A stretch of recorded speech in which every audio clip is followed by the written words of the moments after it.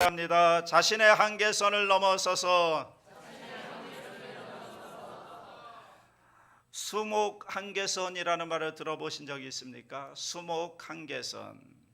미국의 로키 산맥 해발 3,000m 고지 이상을 수목 한계선이라고 합니다. 말 그대로 풀과 나무가 자랄 수 있는 한계점이라는 거죠. 그러니까 그 이상에서는 춥고 매서운 바람과 그런 열악한 환경 때문에 나무나 풀들의 그 생육이 쉽지 않다는 겁니다. 그것을 수목 한계선 그렇게 얘기합니다. 그런데 그 수목 한계선 너머에도 자라나는 나무들이 있습니다. 그 나무가 자라긴 자라는데 1년 내내 세찬 바람과 그런 강한 그런 추위 때문에 키가 작고요. 그리고 몸은 바람을 등진 채 휘어져 있습니다. 그래서 이 나무를 무릎 꿇은 나무 이렇게 부르기도 합니다.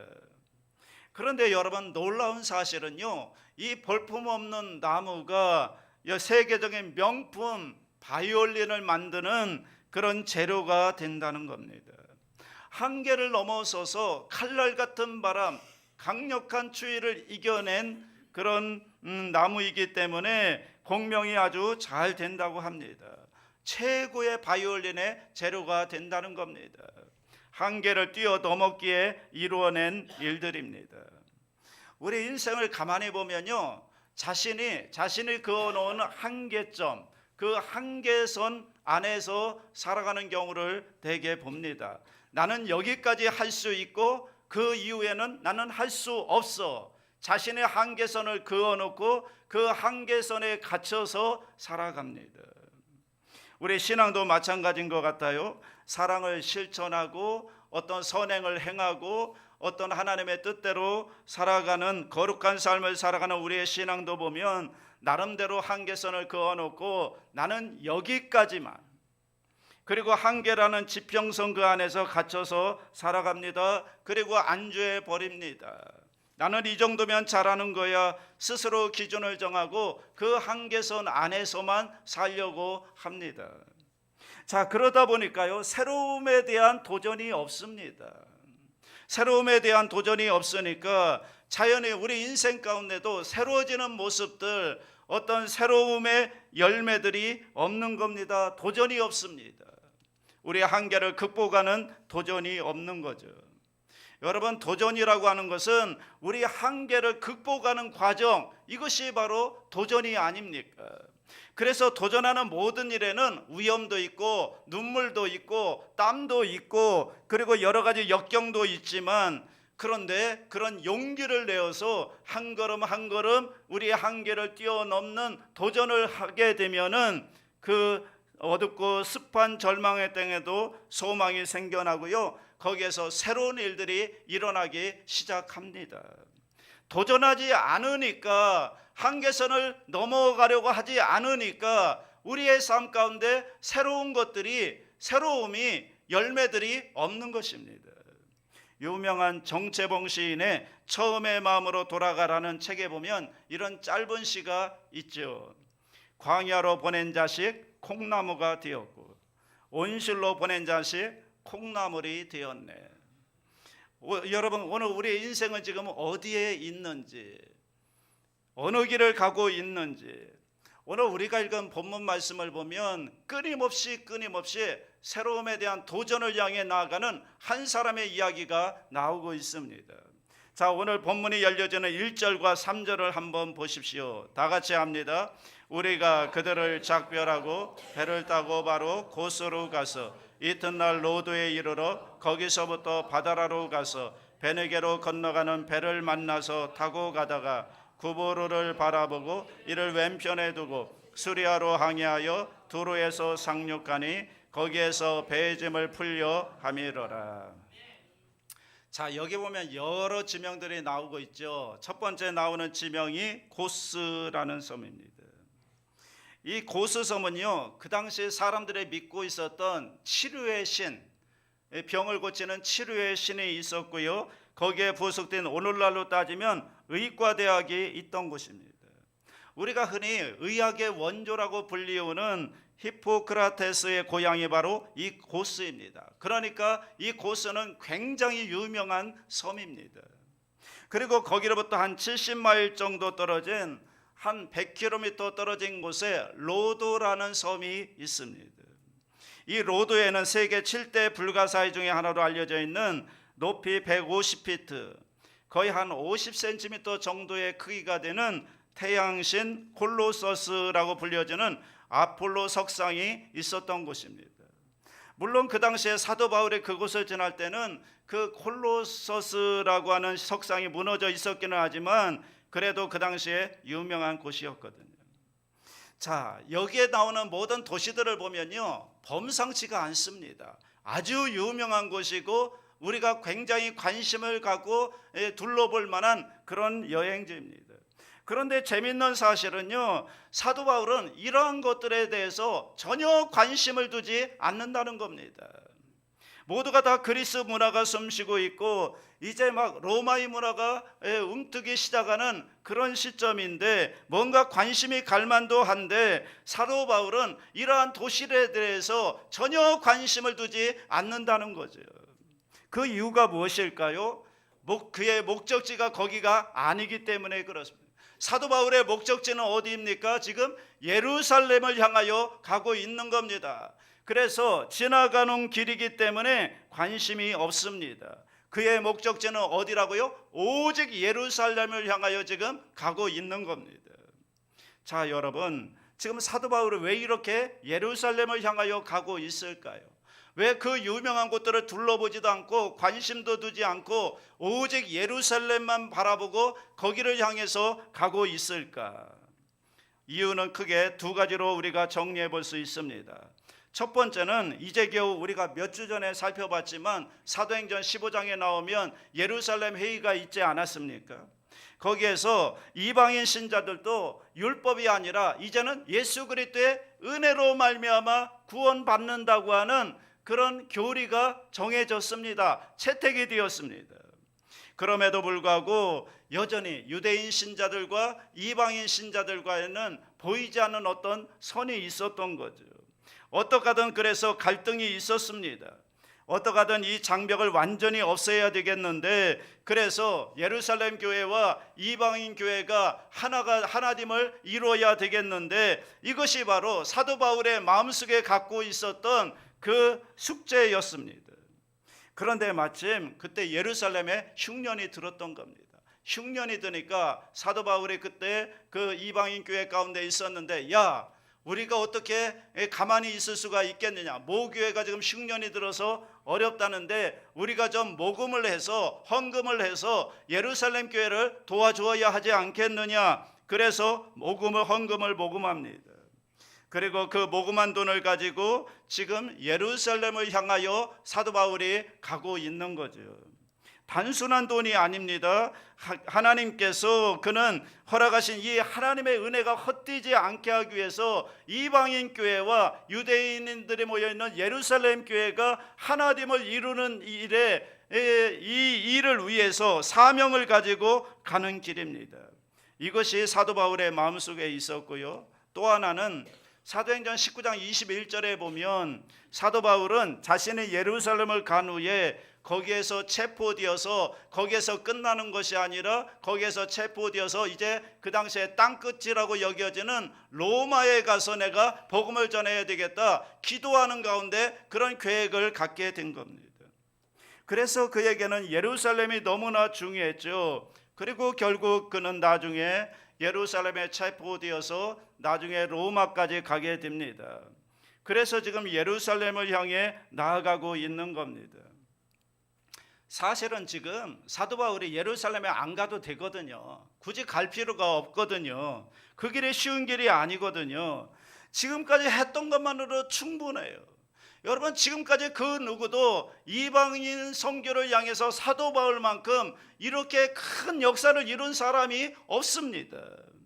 그만하면 됐습니다. 이제 나이도 들 만큼 들었습니다. 누가 예루살렘으로 가라고 등을 떠미는 것도 아닙니다. 이제 나는 이만큼 했으니 여기서 쉬어야 되겠다 이렇게 얘기해도 누가 뭐라 할 사람 한 사람도 없습니다. 오히려 지금 그 위에 나오는 기록들을 보면 예루살렘을 향해 가는 사도 바울을 지금 사람들이 말리고 있거든요. 가지 말라고, 가면 위험하다고.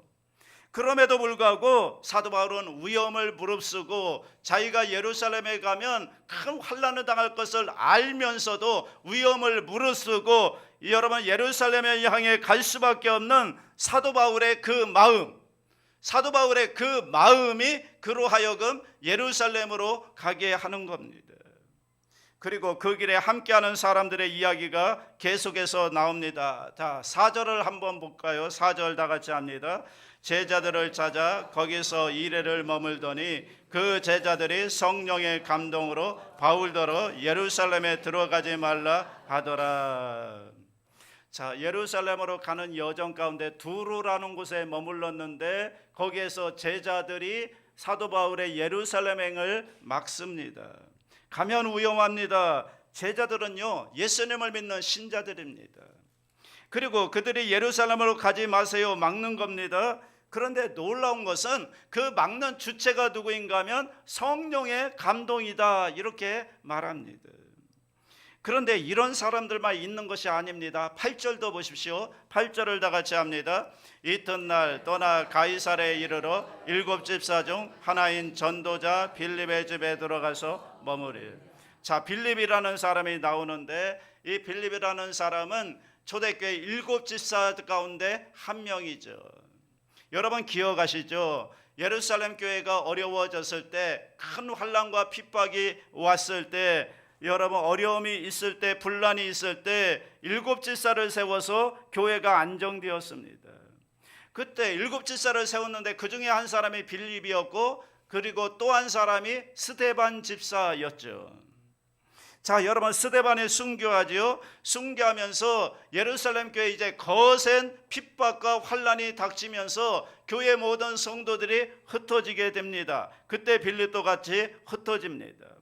사도행전 8장을 보면 흩어진 빌립이 사마리아로 내려가서 거기서 복음을 전하게 되고요. 그리고 그의 마지막 기록이 8장 40절에 나오는데 복음을 전하면서 가이사랴에 머물렀더라. 오늘 본문에 나오는 그곳입니다. 가이사랴에 이르렀다 이렇게 기록되어 있습니다.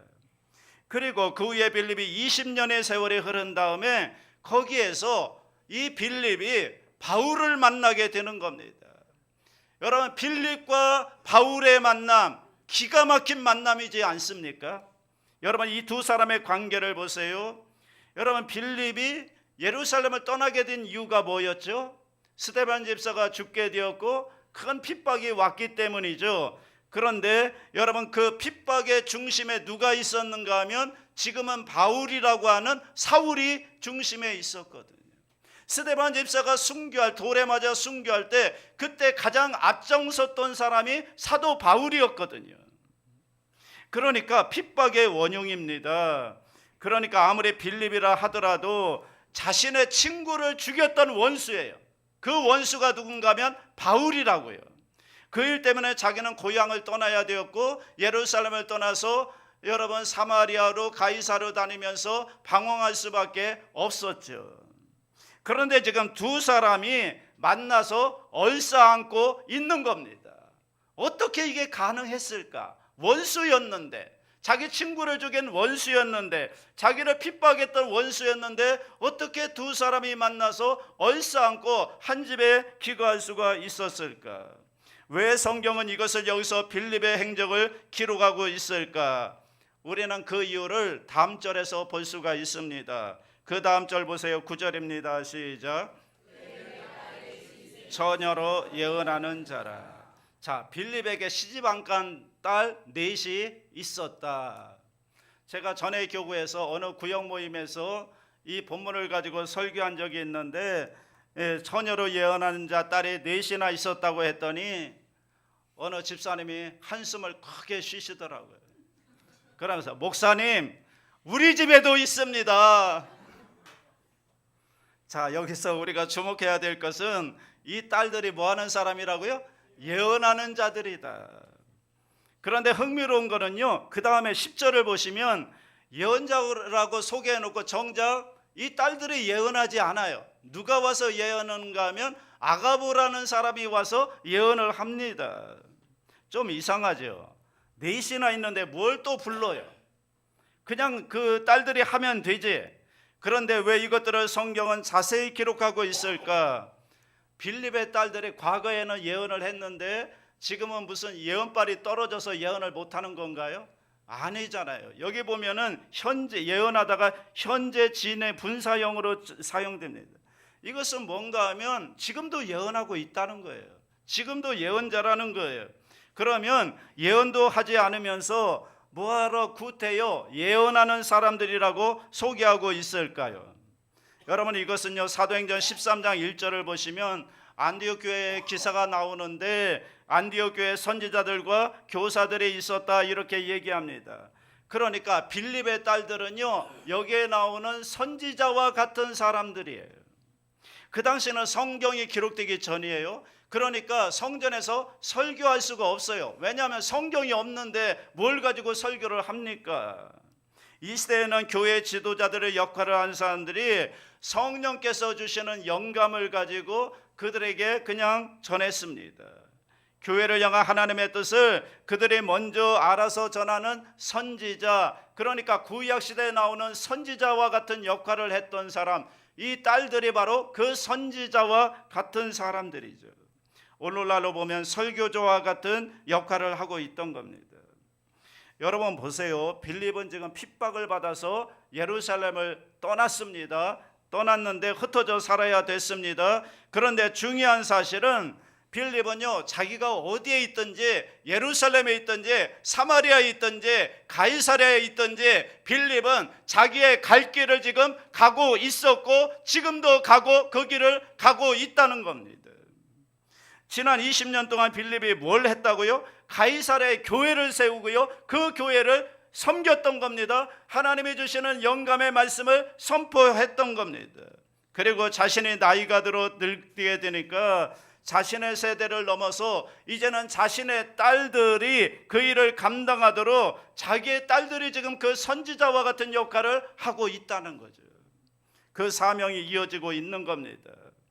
자, 여러분 보세요. 사도 바울과 빌립에게 공통점이 하나 있습니다. 어떤 공통점일까요? 그 공통점은요 같은 길을 가고 있다는 거예요. 하나님이 기뻐하시는 그 길을 가고 있다는 거예요. 하나님께서 가라고 하는 그 길을 그들은 각자 다른 곳에 있었지만 각자의 위치에서 하나님이 가라고 하는 기뻐하시는 그 길을 이 두 사람은 가고 있었다는 거예요. 그리고 그 길을 걷다 보니까 자연히 두 사람이 만날 수밖에 없었던 거죠. 왜냐하면 같은 길을 가고 있으니까 가다 보니까 만나게 되어 있는 겁니다. 여러분 만났을 때 과거의 원한은 다 녹여버리고요 이제는 하나님의 일을 위해서 친구가 되는 겁니다. 얼싸 안는 겁니다. 서로 격려하고 서로 위로하고 서로 기도해주는 그런 동역자가 되는 것입니다.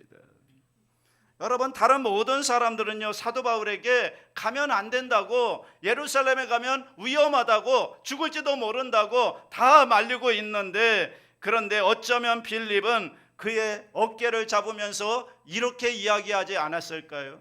친구여, 나는 당신을 이해한다고. 예루살렘으로 가는 그 길이 힘들고 어렵지만 내가 뒤에서 당신을 위해서 기도하겠노라고. 일을 잘 감당할 수 있도록 내가 함께 하겠노라고.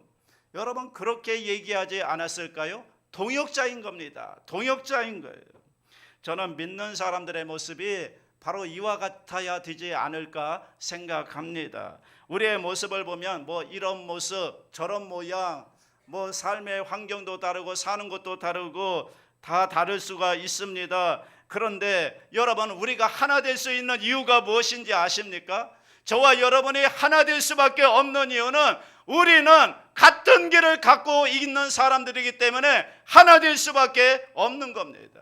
여러분 지금 어디를 향하여 걸어가고 있습니까? 하나님 나라를 위하여 걸어가고 있지 않습니까? 저와 여러분은 같은 길을 가고 있는 믿음의 동역자들입니다.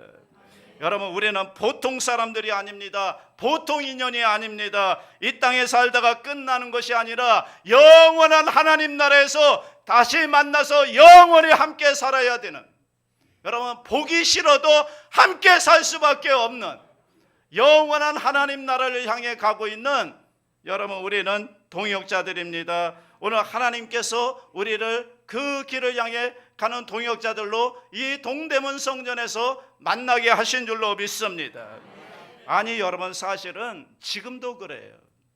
물론 우리가 나중에 영원한 하나님 나라에서 함께 만나서 함께 걸어가고 있지만 지금도 그렇지 않습니까? 여러분, 매 주일마다 똑같은 얼굴을 이렇게 매 주일마다 만나는 사람들이 여러분 얼마나 됩니까? 여러분 가족 빼놓고요, 매 주일마다 정기적으로 얼굴을 이렇게 만나서 교제하고 함께 밥을 먹는 사람들이 과연 얼마나 많이 있습니까? 여러분, 함께 있는 우리가 하나님께서 이렇게 한 길을 걸어가라고 사도 바울과 빌립과 같이 같은 길을 동역자로 만나게 하신 것처럼 우리를 만나게 해주신 이 공동체, 그 공동체가 오늘 저와 여러분이 섬기고 있는 동대문 성전인 줄로 믿습니다. 그런 의미를 가지고 사랑의 눈길을 담아서 한번 옆사람을 보시기 바랍니다. 보시면서 여러분, 보통 분들이 아니에요. 이렇게 한번 인사해 보세요. 잘 부탁합니다. 자, 영원한 하나님 나라에 이를 때까지 서로 사랑하고 서로 격려하고 서로 기도해 주고 우리는 같은 길을 걸어가는, 우리는 또 영원히 함께 살 수밖에 없는 운명 공동체입니다. 보기 싫어도 어쩔 수 없어요. 하나님 나라 가면 또 만나게 되어 있어요. 같은 길을 걸어가니까 서로 격려하면서 함께 걸어갈 수 있기를, 믿음의 동역자 될 수 있기를 주님의 이름으로 축복합니다. 자, 그리고 이제 보세요. 10절 12절 보시면 이렇게 나오죠. 다 같이 합니다. 여러 날 머물러 있더니 아가보라 하는 한 선지자가 유대로부터 내려와 우리에게 와서 바울의 띠를 가져다가 자기 수족을 잡아매고 말하기를, 성령이 말씀하시되 예루살렘에서 유대인들이 이같이 이 띠 임자를 결박하여 이방인의 손에 넘겨주리라 하거늘, 우리가 그 말을 듣고 그곳 사람들과 더불어 바울에게 예루살렘으로 올라가지 말라고 하니. 자, 문제는 뭐냐면 아가보라는 사람이 내려왔어요. 아가보라는 사람이 내려와서 예언을 하는 겁니다. 그런데 그 예언이 어떤 것 같아요? 사도 바울의 예루살렘 행을 막고 있는 것 같아요. 그런데 사실은 정확하게 얘기하면 이겁니다. 아가보라고 하는 선지자가 예루살렘에 가면 체포될 것이다, 이렇게 예언을 하니까 바울 주위에 있던 사람들이 난리가 난 거예요. 가면 안 된다고. 여기에 우리의 딜레마가 있습니다. 자, 다른 모든 사람들이 사도 바울의 예루살렘행을 막고 있는 거예요. 그리고 그것도 성경은 성령의 감동이다라고 기록하고 있습니다. 그러면 지금 예루살렘으로 가는 바울은 뭡니까? 바울은 자기 욕심으로 가는 건가요? 아니잖아요. 성경에 보면 바울도 성령의 매임을 받아서 성령의 인도하심을 따라 예루살렘을 간다고 그 분명히 그렇게 기록하고 있습니다. 자, 이제 문제가 생겼어요. 어느 게 하나님의 뜻입니까? 어느 게 성령의 진짜 역사입니까? 성경을 좀 더 자세하게 볼 필요가 있겠죠. 먼저 우리가 기억해야 되는 것은 아가보는 사도 바울더러 예루살렘에 가지 말아라 이렇게 예언하지 않았다는 거예요. 그렇게 예언하지 않았죠. 본문을 자세히 보시면 사도 바울이 예루살렘으로 가는 길을 성령이 막는 것이 아닙니다. 단지 거기에 가면 네가 고난 당할 것이다, 체포당할 것이다, 죽음의 위협까지 도사리고 있다, 이것을 알려주시는 거예요. 바울에게도 알려주시고 그리고 바울을 사랑하는 그 주변의 사람들에게도 알려주시는 거예요. 그냥 알려주시는 거지 가지 말아라 이렇게 예언하는 게 아니라는 거죠. 그런데 사람들은 그 이야기를 들으면서 사도 바울을 막는 겁니다. 왜 예루살렘에 가야 되는지, 하나님의 뜻은 과연 어디에 있는지, 이런 것들은 전혀 관심이 없어요. 그냥 사랑하는 사도 바울이 가서 고난 당한다고 하니까 가지 말라고 막는 겁니다. 우리는 여기에서 바울을 향한 제자들의 사랑을 봅니다. 당연하죠. 선생님이 가면은 위험을 당한다는데 여러분 가만히 있을 사람이 누가 있습니까? 가지 말라고 막는 거 당연합니다. 그 마음 우리가 이해할 수 있습니다. 그럼에도 불구하고 성령께서 지금 사도 바울뿐만 아니라 바울을 사랑하는 제자들에게도 여러분 이 사실을 알려주시는 이유가 어디 있을까요? 가지 말라고 잡으라고 알려주신 걸까요? 안타까운 마음으로 가면 죽으니까 여기서 그냥 좀 더 우리와 함께 더 있자고, 그것이 성령께서 가르쳐 주신 이유일까요? 아니잖아요. 가르쳐 주신 이유는 간단합니다.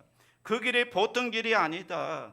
그 길은 사도 바울 혼자, 아무리 영적으로 성령으로 충만한 바울이라 하더라도 거기에 혼자 가는 것은 굉장히 위험한 일이다. 혼자 이루어낼 일이 아니다. 거기에 갈 때 너희의 기도가 필요하고, 너희의 도움이 필요하고, 너희의 중보가 필요하고, 너희가 함께하며 기도하며 위로하는 일들이 필요하다. 그 일 때문에 알려준 것인데, 그런데 제자들은 지금 그것을 깨닫지 못하고 있는 거죠. 그러면서 가지 말라고 막고 있는 거예요. 왜냐하면 사도 바울 혼자 가서 해낼 일이 아니기 때문에 알려주신 것인데, 사도 바울을 위해서 기도해주고 사도 바울과 함께하며 격려하며 함께하라고 알려주었는데 제자들은 그 뜻을 깨닫지 못하고 막고 있는 겁니다. 여러분 복음서에도 보면 이와 비슷한 사건이 나오죠.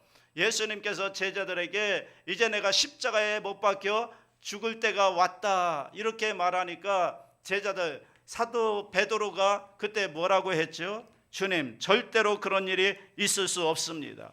제가 있는 한 그런 일은 절대로 일어나지 않을 겁니다. 제가 막겠습니다. 그랬더니 예수님이 뭐라고 그래요? 그래, 너밖에 없다 그러셨나요? 아니죠. 뭐라고 했어요? 사탄아 내 뒤로 물러가라. 네가 하나님의 일을 생각하지 아니하고 사람의 일만 생각하는구나. 뭡니까? 길의 기준이 다른 거예요. 내가 걸어가야 하는 길의 기준이 다른 거예요. 얼마나 안전한가, 얼마나 편한가, 내가 중심이 아닌 거예요. 이 길이 과연 하나님께서 원하시는 길인가? 사도 바울은 그 길을 향해 가고 있는 겁니다. 사도 바울의 고백을 보세요. 13절입니다. 다 같이 합니다.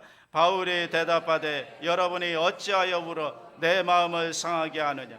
나는 주 예수의 이름을 위하여 결박당할 뿐 아니라 예루살렘에서 죽을 것도 각오하였노라 하니. 여러분 여기 사도 바울의 이 고백을 여러분의 가슴으로 한번 들어보십시오. 사도 바울의 눈물과 땀이 여러분 느껴지지 않습니까?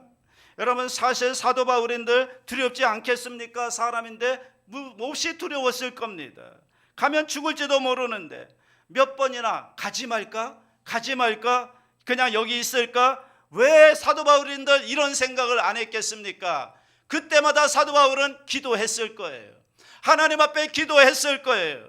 아마 예수님처럼 기도하지 않았을까요?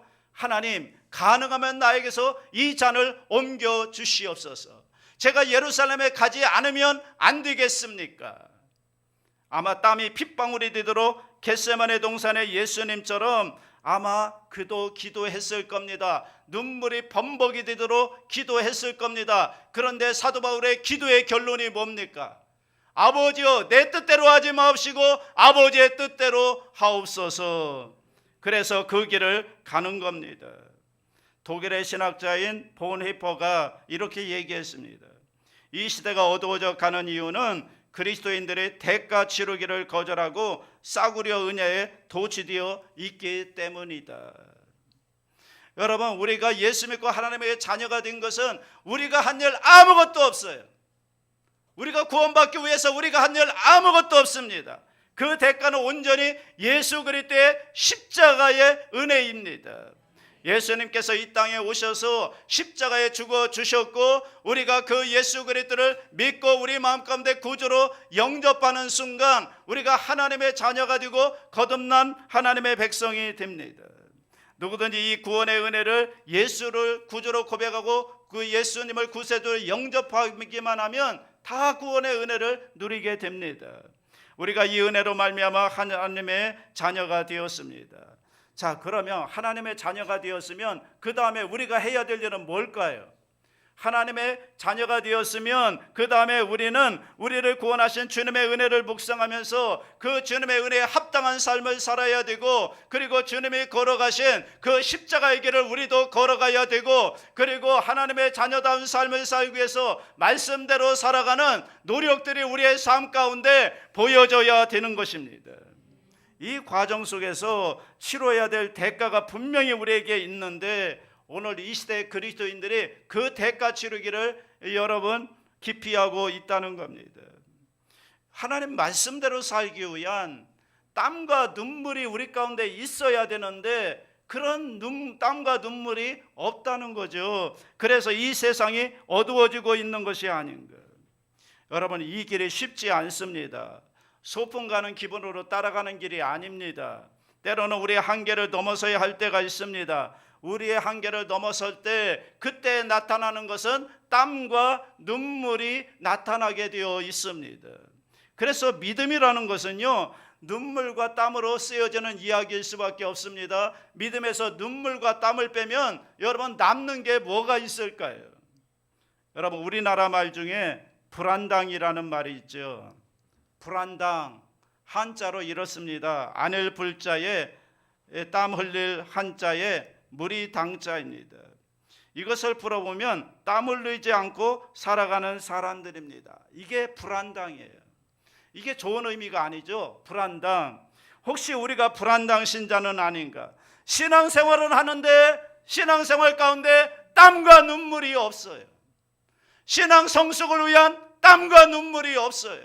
하나님 말씀대로 살고자 하는 땀과 눈물이 없어요. 경건을 위해서 시간을 투자하지도 않습니다. 교회를 위해서 희생하지도 않습니다. 여러분, 이것이 과연 주님이 원하시는 길일까? 이것이 과연 주님이 걸어가신 길일까? 언제부터인가 우리는 스스로 우리 신앙의 한계를 정해놨죠. 여기까지만, 나는 여기까지만 할 거야. 눈물 없이도 감당할 수 있는 그 일 정도만, 부담이 안 되는 정도만, 여기까지만 내가 할 거야. 그러니까요, 땀이 없어요. 눈물이 없어요. 우리 신앙 가운데 땀이 없고 눈물이 없어요. 하나님을 위하여 흘리는 땀과 눈물이 바짝 말라버렸어요. 그러면서 그 다음에 일어나는 현상은 뭡니까? 그 전에 경험했었던 눈물과 땀과 함께 있었던 하나님의 은혜까지도 완전히 바짝 말라버린 겁니다. 여러분, 기억하십시오. 마른 눈으로는 절대 볼 수 없는 세계가 있어요. 땀과 눈물이 없이는 절대 볼 수 없는 하늘의 은혜가 분명히 있는데, 오늘 우리에게 땀과 눈물이 말라버린 것은 아닐까. 여러분, 빙속여제 이상화 선수 여러분 아시죠? 지난 동계올림픽에 시합이 끝난 다음에 인터뷰를 했습니다. 그런데 인터뷰에서 한 말이 저에게는 너무나 인상적인 그런 말이었습니다. 한참을 울다가 울음을 그친 후에, 제가 알람이 7개 정도 맞춰져 있거든요. 이제 다 끄고 쉬고 싶어요. 7개의 알람. 여러분, 평창올림픽, 동계올림픽에서 3회 연속 메달을 딴 그 이상화 선수가 어떻게 살아왔는지를 보여주는 단어, 그 단어가 바로 7개의 알람입니다. 기자회견에서 이제 무엇을 하고 싶냐고 그랬더니 대답이 그거였어요. 7개의 알람을 끄고 편히 쉬고 싶다고. 이제는 알람을 끄고 내가 일어나고 싶은 시간에 일어나고, 자고 싶은 시간에 자고, 먹고 싶은 거 다 먹고, 그리고 하고 싶은 거 다 하고, 그러면서 쉬고 싶다고. 그러면서 자기의 일정을 쭉 공개했습니다. 일정을 보니까요, 기상훈련, 잠, 무한 반복이에요. 일어나는 시간, 그리고 훈련하고 들어와서 낮잠 자는 시간, 다시 일어나는 시간, 또 운동하는 시간, 스케줄을 하나하나 알람을 맞춰 놓은 겁니다. 한참 자기의 스케줄을 소개하던 자신도 계속 소개를 하다가 민망했던지 자기도 웃더라고요. 그 인터뷰를 보면서 제가 저의 자신을 향한 질문이 있었습니다. 나는 하나님 나라를 위해서, 신앙의 성숙, 신앙생활을 위해서 나는 과연 몇 개의 알람을 맞춰져 있는가? 나는 나의 신앙생활을 위해서 몇 개의 알람을 맞추어 놓았는가? 여러분, 이제 점점 우리가 하나님 나라가 가까이 오잖아요. 하나님 나라가 가까워 옵니다. 나중에 하나님 앞에 갔을 때 하나님께서 야, 너 뭐하다 왔냐 물어보시면 여러분 뭐라고 대답하겠습니까? 우리가 뭐 이룬 게 없잖아요. 내놓을 게 없잖아요. 우리가 주님 앞에 가서 내놓을 수 있는 것은 이 땅에 살면서 하나님 말씀대로 살기 위해서 예수님께서 걸어가신 그 길, 사도 바울이 걸어간 그 길을 걸으며 내가 어쩔 수 없이 흘렸던 눈물과 땀, 이것을 주님 앞에 내어놓을 수밖에 없는데, 만일에 그것이 없다면 하나님 앞에 갔을 때 야, 너 뭐하다 왔냐 그러면 우리가 뭘 내놓겠습니까? 제가 그래서 말씀을 준비하면서 그런 결심을 했습니다. 올해가 가기 전에 나도 7개의 알람을 맞춰놔야 되겠다. 기도와 금식의 알람, 말씀의 알람, 그리고 거기에 한 가지 더 추가했습니다. 운동을 하는 시간을 알리는 알람. 여러분에게도 이 결단이 있기를 주님의 이름으로 축복합니다. 여러분의 인생 속에는 과연 몇 개의 알람이 맞춰져 있습니까? 신앙 성숙을 위한 알람이 과연 얼마나 맞춰져 있습니까? 없다면 시작해 보시기 바랍니다. 아직 하나도 없다면 시작하십시오. 하루에 한 번이라도 기도와 말씀과 금식과 영적 성숙을 위한 알람이 하루 24시간 가운데 한 번이라도 울릴 수 있도록 여러분 이 영적인 알람을 맞추어 놓으시기 바랍니다. 그때 하나님께서 우리 가운데 이루어 놓으실 놀라운 은혜가 그 가운데 있는 것입니다. 수목 한계선을 넘어서 흉측한 모습이지만 그곳에 굳게 서 있는 그 나무가 아름다운 곳에 쓰여지듯이 하나님께서 우리를 사용해 주실 줄로 믿습니다. 오늘 저와 여러분에게 그러한 결단이 있기를 주님의 이름으로 축복합니다. 사랑과 은혜와 자비가 무한하신 하나님 아버지, 우리의 신앙생활에 눈물과 땀이 있어 자신의 한계선을 넘어서는 승리하는 신자들이 되게 하여 주옵소서. 한계선을 넘어설 때 신앙 성숙이 있게 하여 주시고 한계선을 넘어설 때 하나님의 세계와 하늘의 은혜를 경험하게 하여 주옵소서. 하나님의 섭리로 기가 막힌 만남을 통해 동대문 성전에서 같은 길을 걸어가고 있는 저희들이 서로 격려하고 서로 위로하며 함께 동역자로서 아름다운 사역을 이루게 하여 주시옵소서. 감사드리며 예수님의 이름으로 기도하옵나이다.